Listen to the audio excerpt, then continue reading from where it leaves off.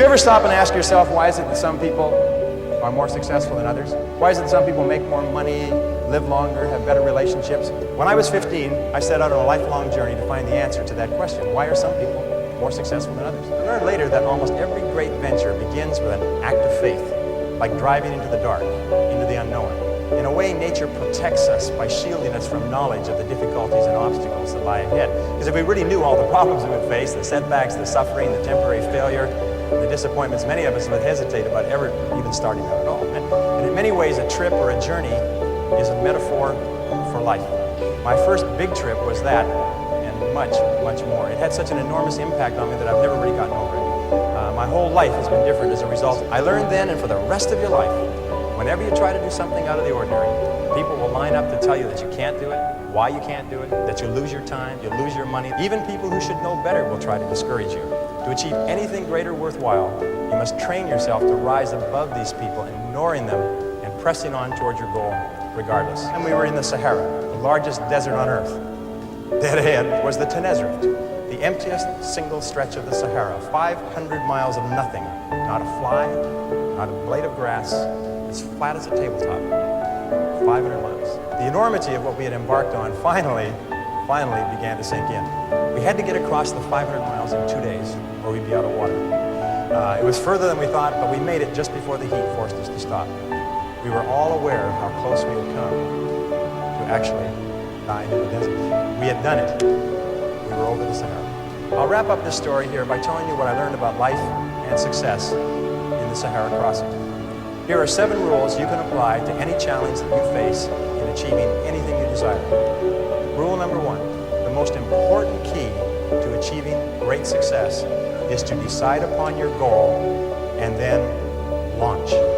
Get started, take action, do something, move.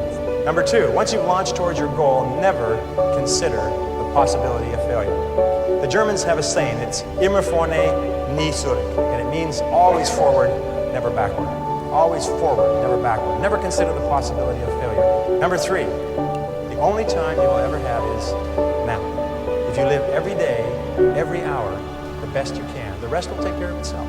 Number 4, watch out for the naysayers. Get around positive people. Get around winners like people in this room. Fly with the eagles and refuse to listen to objections and reasons why you can't succeed. Number 5, welcome obstacles and difficulties as valuable and inevitable steps on the ladder of success. Remember that difficulties come not to obstruct, but to instruct.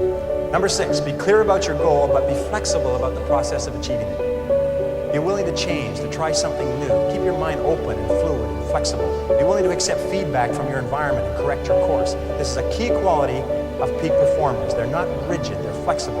Remember, it's not what you have, but what you do with what you have that separates winners from losers. And remember, number 7, the last rule is, nobody does it alone. At every step on our journey across Africa, people helped us with advice and with food and with assistance and with money, but especially with warmth and with kindness and with generosity. When life is over, it will be the people that we lived and laughed and loved with that we remember more than anything else. So don't be afraid to ask for help from others. It's a mark of strength and courage and character. And don't be reluctant to give of yourself to others generously. It's the mark of caring and compassion and personal greatness. The reason the Sahara story was so relevant for me was that because after the Sahara, I never felt that there was anything I couldn't do. I felt programmed for success for life, although it took me many years to understand it. And the reason why this story may be of interest to you is because I believe that everyone has a Sahara to cross, perhaps more than one. Many of you are crossing your own Saharas right now. Everyone eventually goes through periods of great difficulty, their own private hells, their dark nights of the soul. But it is by facing whatever life gives us with courage and determination that we grow more surely toward the stars. If you will resolve, whatever life hands you, to carry on, there is nothing that can stop you from achieving the greatness for which you